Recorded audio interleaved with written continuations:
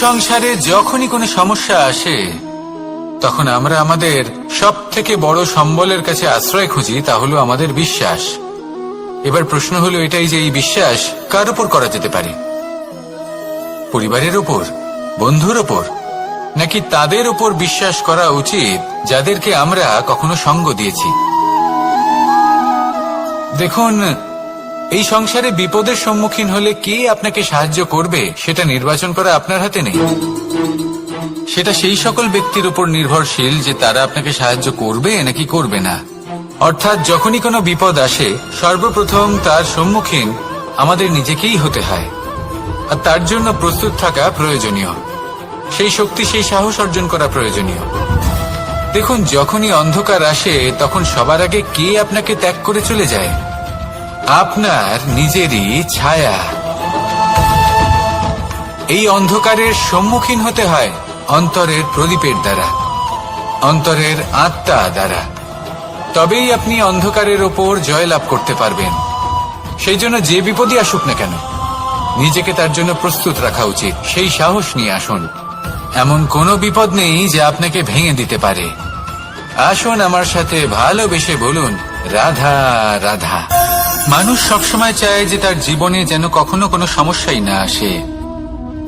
সে চায় তার জীবন যেন শুধুমাত্র শান্তি এবং সুখের দ্বারা পূর্ণ থাকে।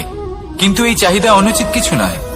আমরা সবাই এটাই চাই যে জীবনে সুখ থাক, শান্তি থাক।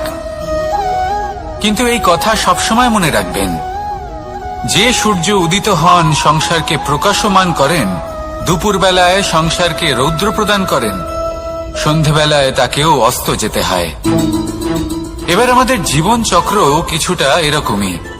কোনো কিছুই চিরকাল একরকম থাকে না। কখনো এই নদীকে দেখুন যা বয়ে চলেছে। এই নদী যা বয়ে চলেছে তার পথেও অনেক বিপদ আসে। বড় বড় পাথরের সম্মুখীন হয়ে তাকেও সামনে এগিয়ে যেতে হয়। একটি পুকুর যা চারদিক থেকে ঘেরা, তার জীবনে কিন্তু কোনো সমস্যা নেই। কিন্তু এই সংসারে পুকুরের পুজো করা হয় না, পুজো করা হয় নদীকে। মনে রাখবেন, সমস্যার ঊর্ধ্বে তিনি উঠতে পারেন যিনি সমাধি লাভ করেছেন, যিনি এই সংসারেই নেই। যিনি এই সংসারে আছেন এবং জীবিত আছেন, তার জীবনের সমস্যা হলো শ্বাসবায়ুর মতোই গুরুত্বপূর্ণ। আসুন আমার সাথে ভালোবেসে বলুন, রাধা রাধা। জীবনে ক্ষমা চাওয়া তাও কিছুটা সহজ, ক্ষমা করতে পারা অত্যন্ত কঠিন। ক্ষমা দুই অক্ষরের এই শব্দ হতে পারে, কিন্তু অত্যন্ত বড় এই শব্দ, অত্যন্ত গুরুত্বপূর্ণ এই শব্দ। কখনো কখনো অন্য কাউকে ক্ষমা করে দেওয়া তাও কিছুটা সহজ কাজ, কিন্তু নিজেকে ক্ষমা করতে পারা অত্যন্ত কঠিন হয়ে দাঁড়ায়। অতীতে যদি আমাদের এমন কোনো ভুল হয় যে কারণে আমরা নিজেকে ক্ষমা করতে পারি না, অনেক সময় এমন কিছু ভুল করে বসি যে বিষয় শুধু আমরাই জানি, কিন্তু আমরা নিজেকে ক্ষমাই করতে পারি না। আর আমাদের বিকাশ সেখানে স্তব্ধ হয়ে যায়। কারণ যদি আপনি ক্ষমা করতে না শেখেন, নিজেকে ক্ষমা যদি না করতে পারেন, তাহলে তা আপনার জীবনের সব থেকে বড় বাধা হয়ে দাঁড়াবে। সেই জন্য জীবনে অবশ্যই শিখুন যে কিভাবে নিজেকে ক্ষমা করতে হয়, আর শিখুন যে আগের করা ভুল আবার কি করে না করা যেতে পারে। এই মন হালকা হবে আর প্রসন্ন হয়ে বলবে, রাধা রাধা। লোভ আপনার অন্তরের আরো একটা শত্রু। দেখতে গেলে এটা একটা শব্দ, একটা সংস্কৃত শব্দ, লব ধাতু থেকে উৎপন্ন হয়েছে। এর অর্থ কিছু লাভ করা। কিছু লাভ করা অনুচিত নয়, আরো কিছু লাভ করাও অনুচিত নয়, কিন্তু সব থেকে বেশি আমি লাভ করব, আমি আরো চাই, আরো বেশি চাই, আরো বেশি পেতে চাই, এটাই হলো লোভ। আর এই লোভ যখন গ্রাস করে তখন আপনি যা পেতে চান, সে ধনই হোক বা মানই হোক, তা অর্জন করার জন্য মানুষ যে কোনো স্তরে পৌঁছে যেতে পারে। যদি মানুষ ধন অর্জন করতে চান তাহলে তার জন্য তারা অধর্মের পথেও চলতে পারেন। যদি সম্মান অর্জন করতে চান তাহলে অন্য মানুষকে ছোটও করতে পারেন। শেষ পর্যন্ত আপনার এটা মনে হতে পারে যে যদি একটু অল্পই প্রাপ্ত করতাম কিন্তু ভালোবেসে প্রাপ্ত করতাম, এই জীবন আরো অনেক বেশি সুখী হতো। লোভ আপনার জীবনে, আপনার মনে কখন যে প্রবেশ করবে সেটা আপনি জানতেও পারবেন না। তাই এটা চিনতে শিখুন আর তৎক্ষণাৎ জীবন থেকে বাইরে ফেলে দিন। যা কিছু লাভ করতে চান তা ভালোবেসে লাভ করুন, আর সেই ভালোবাসার সাথেই বলুন রাধা রাধা। ধন, সম্পদ, ঐশ্বর্য, মানুষ হয় নিজের সৌভাগ্যের দ্বারা এগুলো লাভ করে থাকেন বা কর্মের দ্বারা। সৌভাগ্য আসলে কি? গ্রহের দশা যা প্রত্যেক মুহূর্তে বদলাতে থাকে। কর্মের মাধ্যমে যখন আপনি ধন অর্জন করেন তখন সেই ধন আপনার আগামী প্রজন্ম লাভ করে। সেটা হয় সে ভোগ করে বা তার জন্য তার ভোগান্তি হয়। আর এটা নির্ভর করছে আপনার কর্মের ওপরে। কি কর্ম করেছেন আপনি সেই ধনকে লাভ করার জন্য। যদি আপনি সৎ পথে চলেন, নিষ্ঠা ভরে আপনি কর্ম করে থাকেন এবং তার ফলে আপনি ধন অর্জন করে থাকেন, তাহলে আপনার আগামী প্রজন্ম সেটা ভোগ করবে, সেটা প্রয়োগ করবে নিজের বিকাশের জন্য। কিন্তু যদি আপনি কুকর্ম করে থাকেন, কোন রকম ছলনা করে থাকেন এই ধন লাভ করার জন্য, তাহলে 100% আপনার আগামী প্রজন্মকে এর জন্য ভুগতেই হবে। তাহলে আপনি কি চাইবেন? যে আপনার আগামী প্রজন্ম সুখ ভোগ করবে নাকি আপনার কুকর্মের পরিণাম ভোগ করবে? নির্বাচন আপনারই। আসুন আমার সাথে ভালোবেসে বলুন রাধা রাধা। আজ আমি আপনাকে একটা ছোট্ট কাহিনী শোনাবো। একবার আমি, রাধা আর দাদা আমরা তিনজনে মিলে লুকিয়ে একটা উপবনে গেলাম আম পেড়ে খেতে। অনেক পরিশ্রম করে আমরা ওখানে পৌঁছলাম আর আমরা আশ্চর্যচকিত হয়ে গেলাম এটা দেখে যে এবার তো আম পাকেইনি। এবার দাদা কি করলেন, একটা আম পাড়লেন আর সেটা চাখলেন, আর উনি নিরাশ হয়ে পড়লেন। উনি বললেন যে এটা তো খুবই টক। তারপর রাধা একটা আম পাড়লো আর সেটা চেখে দেখলো, আর রাধা উৎসাহিত হয়ে পড়ল। আমি রাধাকে জিজ্ঞেস করলাম, কি হয়েছে, তুমি এত উৎসাহিত কেন? তখন রাধা বলল যে এবার এত বেশি টক আম হয়েছে যে এগুলো দিয়ে আমরা আচার বানাবো। তাহলে দাদা ওখান থেকে বেরিয়ে গেলেন নিরাশ হয়ে এবং খালি হাতে। রাধাও ওখান থেকে বেরিয়ে গেল কিন্তু উৎসাহিত হয়ে, আর অনেকগুলো কাঁচা আম সাথে নিয়ে। এর থেকে আমরা কি শিক্ষা পেতে পারি? যে প্রত্যেকটা স্থানে এমন কিছু রয়েছে যেখান থেকে আমরা কিছু একটা শিক্ষা লাভ করতে পারি, যা আমাদেরকে বিকাশের পথে নিয়ে যেতে পারে। এই শিক্ষা প্রত্যেক স্থানে আছে। সবকিছু আমাদের দৃষ্টিভঙ্গির উপর নির্ভর করছে। যখনই আমাদের জীবনে, আমাদের সম্পর্কে কোনো সমস্যা, কোনো বিপদ আসে, তখন বেশিরভাগ মানুষ সেই বিষয় নিয়ে দুঃখী হয়ে পড়েন। আর কিছু মানুষ এমনও থাকেন যারা শেষ পর্যন্ত তার সমাধান করেন, বিপদকে পরাজিত করেন, সম্পর্কগুলিকে আবার জুড়ে দেন। যদি আপনি সুখের খোঁজ করেন তাহলে আপনি সুখ অবশ্যই পাবেন, প্রসন্নতা অবশ্যই পাবেন। যদি আপনি দুঃখ খোঁজেন তাহলে দুঃখ অবশ্যই পাবেন। এবার আপনি কি খুঁজতে চান সেই চয়ন আপনারই। আসুন আর আমার সাথে ভালোবেসে বলুন রাধা রাধা। কখনো কোনো প্রজাপতিকে উড়তে দেখেছেন?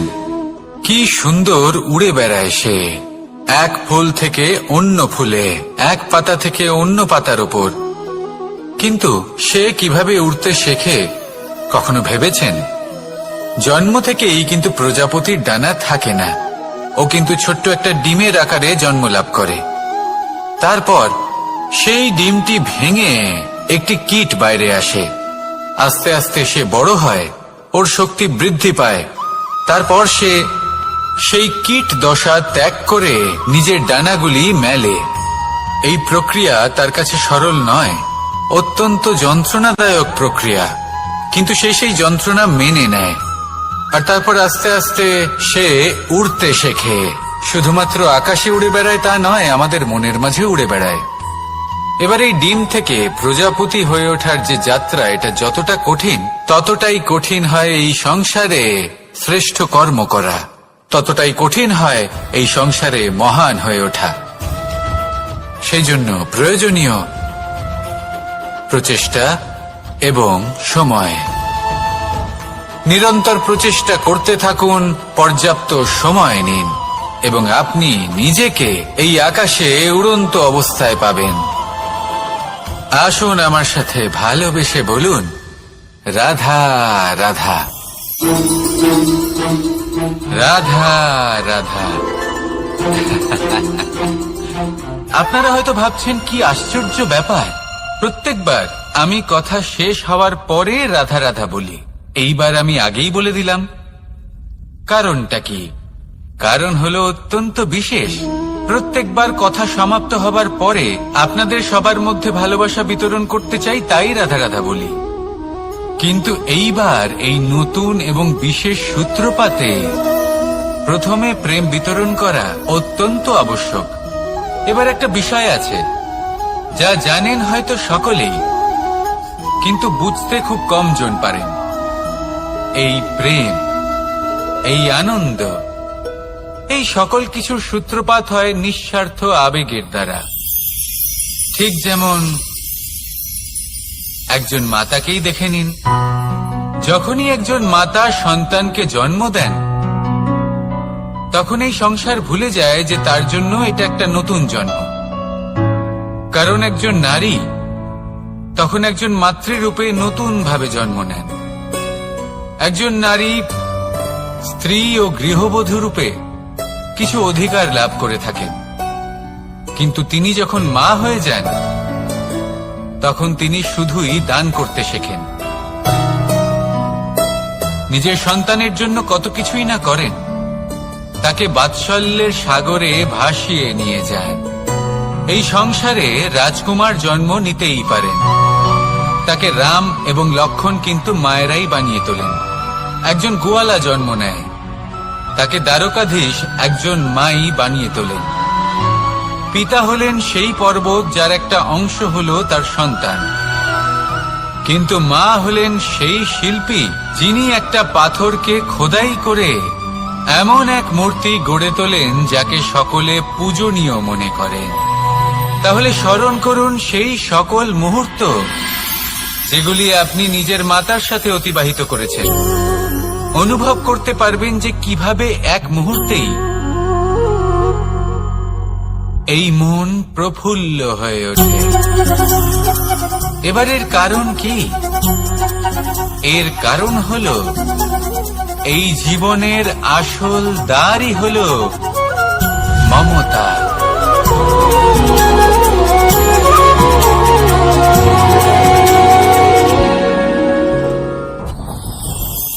যত শক্তিশালী এই মন, তত শক্তিশালী এই শরীরও। এই যে আমাদের শরীর, এটা আসলে কি? এ হলো একটা রথের মতো। আর একটা রথ ততক্ষণ চলতে পারবে না যতক্ষণ না তাকে কোনো সারথি চালাবে। এই মন হলো শরীরের সারথি। এবার ভাবুন, যদি এই সারথি শক্তিহীন হয়, দুর্বল হয়, তাহলে এই রথের কি হবে? এটা উচিত পথে চলতে পারবে না, উচিত গতিতে চলতে পারবে না, মন মতো স্থানে এটা পৌঁছতেও পারবে না। সেই জন্য মনের শক্তি অত্যন্ত প্রয়োজনীয়। এবার মনের শক্তি আমরা কোথা থেকে লাভ করি? দৃঢ়তার শক্তি থেকে। এবার এই শক্তি আমরা কিভাবে বাড়াতে পারি? আমরা প্রতিদিন কিছু নতুন স্থির করি, কিছু ছোট কিছু বড়। আর যেই আমরা নতুন কিছু পূর্ণ করি, আমাদের মনের শক্তি বেড়ে যায়। আর যদি পূর্ণ না করতে পারি, মনের শক্তি কমে যায়। একটা দেওয়ালের মতো ছোট ছোট ছোট ছোট শিলা আমরা একটার পর একটা স্থাপন করে একটা দেওয়াল তৈরি করি। এতগুলো পাথর যখন একত্রিত হয়ে যায়, তখন এমন এক দেওয়াল তৈরি হয় যাকে ভাঙা প্রায় অসম্ভব হয়ে দাঁড়ায়। সেরকমই হয় মন এবং দৃঢ়তা। ছোট ছোট কাজ করে নিজের লক্ষ্য পূর্ণ করুন। এই লক্ষ্য যদি পূর্ণ হয়, তবে মনের শক্তি বাড়বে। কিছুটা এইভাবে যে যত বড়ই বিপদ আসুক না কেন, সেই বিপদ নিজে হার মেনে নেবে, কিন্তু আপনার মন ততটাই শক্তিশালী থাকবে। তাই মনের শক্তি বাড়াতে থাকুন, যাতে আপনি উচিত পথে চলতে পারেন, উচিত গতিতে চলেন আর মনোবাঞ্ছিত স্থানে পৌঁছতে পারেন। তবেই এই মন প্রসন্ন হয়ে বলবে, রাধা রাধা। আমি রাধাকে ভালোবাসি, আর এই কথাটা সমগ্র সংসার জানে। আর সময় অন্তরে লীলার দ্বারা, বিভিন্ন ঘটনা দ্বারা, কর্মের দ্বারা আমি নিজের এই ভালোবাসা রাধার সামনে প্রকাশ করি। এবার আপনি বলবেন, এসবের কি প্রয়োজন? রাধা কি এই কথা জানে না যে কৃষ্ণ তাকে কতটা ভালোবাসে? অবশ্যই জানে, কিন্তু এই যে ভালোবাসা, তা মনে রেখে দেওয়ার জন্য নয়, তা প্রকাশ করার জন্য। আর বারংবার এই ভালোবাসাকে প্রকাশ করা উচিত, উচিত সময় এবং উচিত সুযোগ দেখে। কিরকম? এবার যদি আপনি প্রেমীর সাথে কোনো উৎসবে থাকেন, তাহলে তার সাথে নৃত্য সঙ্গীত করুন। যদি ভিড়ের মাঝে থাকেন, তখন প্রেমীকে সম্মান করুন, একান্তে প্রসাধন করুন। দুঃখের সময় তার হাত ধরে থাকুন, সুখের সময় আলিঙ্গন করে রাখুন। এই প্রেম যত প্রকাশ করবেন, ততই এই প্রেমের বৃদ্ধি হবে। এই প্রেম আরো বেশি গভীর হবে, অটুট হবে। তাই এই প্রেমকে মনে নয়, আপনার জীবনে স্থান দিন। মন খুলে প্রকাশ করুন, আর আমার সাথে ভালোবেসে বলুন, রাধা রাধা। মুঠো হাতের শক্তি বেশি, মুঠো খুললেই তা দুর্বল। তা এমন কি থাকা উচিত এই বন্ধ মুঠোয়, যা লাখের সমান? মানসিকতা এবং স্বপ্ন। মানুষ জন্মগ্রহণ করে, তার মানসিকতা সময়ের সাথে উন্নত হয়। মানসিকতা অনুযায়ী সে স্বপ্ন দেখে, আর সেই স্বপ্ন সার্থক করতে সে পরিশ্রম করতে থাকে। কিন্তু খুব গুরুত্বপূর্ণ একটা কথা আছে যা আপনার মনে রাখা উচিত। আপনার এই মানসিকতা, আপনার এই স্বপ্ন, তা যেন আপনার নিয়ন্ত্রণে থাকে। আপনার বন্ধ মুঠোয় যেন এর লাগাম থাকে, আপনি যেন এর প্রভু হন। যদি তা হয়, তবেই আপনি লাভবান হবেন। যদি এরা আপনাকে নিয়ন্ত্রণ করতে থাকে, যদি আপনার মুঠো খুলে যায়, না পথ আপনার নিয়ন্ত্রণে থাকবে, না মানসিকতা থাকবে, না স্বপ্ন নিয়ন্ত্রণে থাকবে। আর যদি তাই হয়, তাহলে আপনি আপনার ভবিষ্যৎ নষ্ট করে ফেলবেন। তাই নিয়ন্ত্রণ করতে শিখুন নিজের বিচার বুদ্ধি, নিজের মানসিকতা, নিজের স্বপ্নকে। নিজের এই স্বপ্ন পূরণ করুন, আর আমার সাথে ভালোবেসে বলুন, রাধা রাধা। আমার কাছে যশোদা মা যেমন, আমার কাছে দেবকী মা যেমন, আমার কাছে ঠিক তেমনই হলেন গোমাতা। এবার ভেবে দেখার বিষয় হলো এটা, যে এই সংসারে অসংখ্য প্রাণী আছে। একজন গাইকে একজন মায়ের মর্যাদা কেন দেওয়া হয়? তাহলে এর অনেকগুলো কারণ আছে। এই গাই অর্থাৎ গোমাতা, এনারা হলেন অত্যন্ত শান্ত, শান্তি প্রিয়, কখনো কারোর কোনো ক্ষতি করতেই পারেন না। গোমাতা যে দুধ নিজের বাছুরকে পান করান, সেই দুধই আমাদেরও দেন। সেই দুধ পান করে আমরা শক্তি লাভ করি। এই দুধ থেকে আমরা মাখন, ঘি, পায়েস, এইসব সুস্বাদু খাবার লাভ করি। গোমাতার গোবর আমাদের জ্বালানি হিসেবে সাহায্য করে, যার ফলে খুব কম সংখ্যক কাঠ ব্যবহার করা যায় এবং বেশিরভাগ জঙ্গল সুরক্ষিত থাকে। গোমাতার গোমূত্র, সেটাও আমাদের কাছে লাভজনক। এর দ্বারা আমরা অনেক রোগ থেকে মুক্তি লাভ করতে পারি। গোমাতা যখন একটি বাছুরকে জন্ম দেন, তখন সেই বড় হয়ে আমাদের ক্ষেত কর্ষণ করে। সেই জন্য গাইকেও জীবনে মায়ের মর্যাদা দেবেন। যতটা সম্ভব তাকে সেবা করুন এবং ভালোবেসে তাকে পালন করুন। এই মন নিজে থেকেই প্রসন্ন হয়ে বলবে, রাধা রাধা। চলতে থাকা, থেমে যাওয়া, বিশ্রাম নেওয়া, তারপর দম নিয়ে পুনরায় দাঁড়িয়ে পড়া, আর তারপর আবার সেই পথ চলা। এটা জীবনের অভিন্ন এক অঙ্গ, এটার থেকে আপনি পালাতে পারবেন না। কিন্তু এই অঙ্গকে আপনি নিজের জীবনে কিভাবে প্রয়োগ করবেন, কিভাবে তাকে কাজে লাগাবেন, সেই সিদ্ধান্ত আপনাকে নিতে হবে। যারা হেরে যান তারাও জীবনে থমকে যান, আবার যারা জেতেন তারাও দাঁড়িয়ে পড়েন। যারা হেরে যান তারা হাঁপিয়ে দাঁড়িয়ে পড়েন, যারা জিতে যান তারা দাঁড়িয়ে পড়েন সেই সর্বোচ্চ স্তরে পৌঁছে গিয়ে। এবার দাঁড়াতে তো আপনাকে হবেই, তা হতেই হবে। কিন্তু কখন কিভাবে দাঁড়াবেন, ক্লান্ত হয়ে নাকি সর্বোচ্চ স্তরে পৌঁছে গিয়ে, সেই সিদ্ধান্ত আপনার। অবশ্যই দাঁড়িয়ে পড়ুন, কিন্তু ক্লান্ত হয়ে নয়, কারণ আপনাকে পুনরায় দাঁড়িয়ে পড়তে হবে, পুনরায় যাত্রাপথে এগোতে হবে এবং সর্বোচ্চ স্তরে পৌঁছতেই হবে। রাধা রাধা। স্বপ্ন, আমরা জীবনে স্বপ্ন দেখতে থাকি, সেটা পূরণ করার পূর্ণ প্রয়াস করে থাকি, কিন্তু এই স্বপ্ন পূরণ মনে করি যে আমরা যেটা হতে পারিনি সেটা আমাদের সন্তান অবশ্যই হবে। আমরা যা কখনো পাইনি আমাদের সন্তান অবশ্যই তা পাবে। এটা যে অনুচিত সেটা আমরা ভাবি না, কিন্তু এটা ভুল, আর এই ভুল আমরা সকলেই করে থাকি। সন্তান প্রকৃতি আর পরমাত্মার আশীর্বাদ, ওদের ভেতরে তাদের নিজের একটা অস্তিত্ব লুকিয়ে থাকে, সেটা রাধা রাধা। এই পুকুর দেখছেন আপনি, পুকুরের জল কখনো প্রবাহিত হয় না, একই স্থানে জমে থাকে, আর সেই কারণে কিছুদিন পর ময়লা হতে শুরু করে, কিন্তু তাও আমরা একে ত্যাগ করি না, আমরা তবুও একে পুজো করি। শুধুমাত্র এই কারণে নয় যে অতীতে সে আমাদের তৃষ্ণা মিটিয়েছে, কিন্তু এই কারণেও যে যদিও বা সে ভবিষ্যতে আমাদের তৃষ্ণা না মেটায়, কিন্তু প্রয়োজন হলে আগুন অবশ্যই নেভাতে পারে।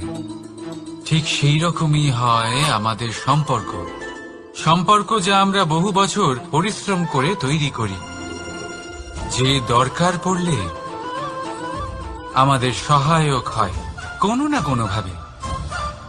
সেই জন্য সম্মান করতে শিখুন এই সম্পর্কগুলিকে, শিখুন এই সম্পর্কগুলিকে অটুট রাখতে। কথায় কথায় এই সম্পর্কগুলিকে ভেঙে দিতে শিখবেন না। রাধা রাধা। অত্যন্ত বিষাক্ত। পেটের মধ্যে যাওয়া এই বিষ শুধুমাত্র একটি মানুষের মৃত্যুর কারণ হয়, কেবল একটি, কিন্তু কানের মধ্যে ঢালা এই বিষ একাধিক সম্পর্কের নাশ করতে পারে। আর এটাতে সেই ব্যক্তির ভুল নেই যে আপনার কানে বিষ ভরেছে, আপনি তাকে দোষ দিতে পারেন না। এখানে দোষ আপনার নিজের, যে এই বিষকে আপনি নিজের উপরে প্রভাব ফেলতে দিয়েছেন, এই বিষকে সুযোগ দিয়েছেন আপনার ক্ষতি করতে, এটা আপনার ভুল। সেই জন্য কুমন্ত্রণায় কখনো কান দেবেন না। আপনার মনে ভালোবাসার দৃঢ়তা জাগিয়ে তুলুন আর নষ্ট করে দিন এই সংসারের সমস্ত বিষের প্রভাবকে। রাধা রাধা। জীবন খুঁজে চলেছে দুঃখ, সফলতা, এটা সবার জীবনে আসে না। কেন? কারণ এই সফলতা সুখ আর দুঃখের দ্বারা প্রাপ্ত হয় না। সফলতা প্রাপ্ত হয় নিজের উপরে বিশ্বাস করতে থাকে। আকাশের ওই সূর্যকে দেখুন, সূর্যের বিশ্বাস আছে নিজের উপর যে সে সমস্ত জগৎকে আলোকিত করতে পারবে, নিজের প্রথম রশ্মি দিয়ে অন্ধকারকে দূর করতে পারবে। সূর্য এই বিশ্বাস নিয়েই আসে, আর কিছুক্ষণের মধ্যেই সমস্ত সংসার থেকে অন্ধকারকে বিনাশ করে ফেলে সে। তাহলে মনে রাখবেন, এই সুখের আভাস, এই দুঃখের অনুভূতি আসতেও থাকবে আর যেতেও থাকবে। শুধু নিজের উপরে বিশ্বাস রাখুন, তারপর দেখবেন এই সফলতা আপনার দাস হয়ে থাকবে। রাধা রাধা। চাঁদ কত শ্রেয়, শুভ্র, কত সুন্দর, কিন্তু যদি আপনি মনোযোগ সহকারে দেখেন তাহলে দেখবেন এই চাঁদেও দাগ আছে, আর এই দাগগুলি থাকার সময় চেষ্টা করে চাঁদকে ঢেকে দেওয়া, কিন্তু এই চাঁদ সব সময় এই অন্ধকারের সাথে লড়াই করতে থাকে। অমাবস্যা থেকে শুরু করে চাঁদের এই যাত্রা পূর্ণিমা অবধি পৌঁছেই যায়, আর তাই এই চাঁদের পুজো করা হয়। এই কারণে এই চাঁদকে মাহাত্ম্য দেওয়া হয়। এইভাবেই যদি আপনার মধ্যে কোনো দোষ থাকে, কোনো খারাপ কিছু থাকে, তাহলে সেটা কোনো বড় ব্যাপার নয়। চেষ্টা করুন সেটাকে শুধরে নেওয়ার, কিন্তু সেই কারণে নিজেকে খারাপ মনে করা এটা অনুচিত। নিজের ভুলগুলো, নিজের দোষগুলো, নিজের খারাপ দিকের কথা ভুলে আপনি এই সংসারের ভালোর দিকে প্রস্থান করেই দেখুন না। আপনি দেখবেন আপনার অন্তরের তেজ ঠিকরে বেরোচ্ছে। রাধা রাধা। এই পিঁপড়েদের দেখছেন আপনি? সবাই একই রকমের। এদের মধ্যে তফাৎ খুঁজে বার করা অসম্ভব। মনে হয় যেন ওদের আলাদা আলাদা অস্তিত্বই নেই। কিন্তু যদি আপনি মন দিয়ে দেখেন, তাহলে দেখবেন প্রতিটা পিঁপড়ের আলাদা কাজ নির্ধারিত। তাদের আলাদা অস্তিত্ব আছে। কেউ বাড়ি বানানোর জন্য মাটি সংগ্রহ করতে পটু, কেউ ঢিপি বানাতে পটু, কেউ খাবার খোঁজায় পটু, আবার কেউ সেই খাবার আনায় পটু। ঠিক সেরকমই হয় মানুষেরা। মনে হতেই পারে সবাই একই রকম, কিন্তু প্রতিটা মানুষের ব্যক্তিত্ব, প্রতিটা মানুষের অস্তিত্ব ভিন্ন হয়। আর সত্যি কথা বলতে কি, প্রতিটা মানুষের ভিন্নতাই আমাদের প্রগতির দিকে নিয়ে যায়। ভাবুন, যদি আপনাকে কারোর সাথে হাত মিলিয়ে চলতে হয়, তাহলে আপনাকে আপনার সোজা হাত তার উল্টো হাতে ধরে এগোতে হবে।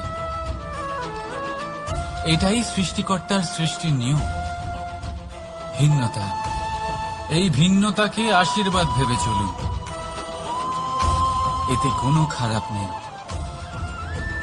রাধা স্থিত আছে। যদি আপনার বাড়িতে মধু থাকে, কোনো মিষ্টি জিনিস থাকে, মিষ্টত্ব থাকে, তাহলে পিঁপড়ে সেখানে অবশ্যই প্রবেশ করবে। ঠিক এইরকমই হয় আমাদের সম্পর্ক। এর মধ্যে ছোটখাটো ঝগড়াঝাটি, টানা পড়েন, রাগ করা, মন ভাঙানো, এই সব তো চলতেই থাকে। বিশেষ করে সেই সম্পর্কগুলিতে যেখানে মিষ্টত্ব আছে। মনে রাখবেন, যেই সম্পর্কে কোনো খুনসুটি নেই, রাগ করা, মান ভাঙানো নেই, কোনো ছোটখাটো ঝগড়াঝাটি নেই, সেই সম্পর্ক শুধুমাত্র মস্তিষ্ক দিয়ে পালন করা হচ্ছে, মন থেকে নয়।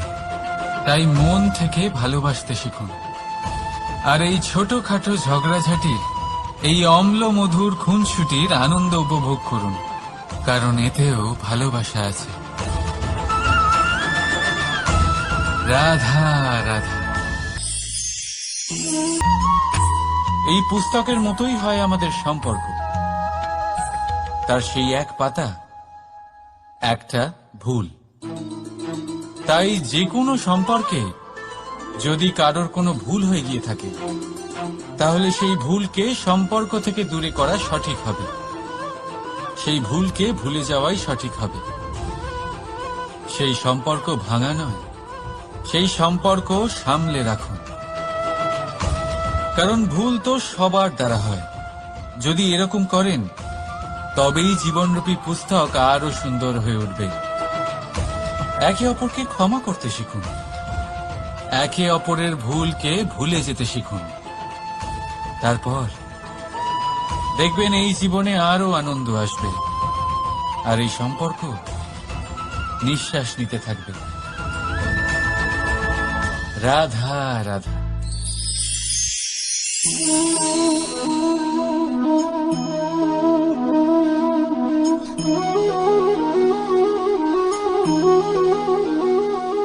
আমার এই ছায়া দেখতে পাচ্ছেন আপনি?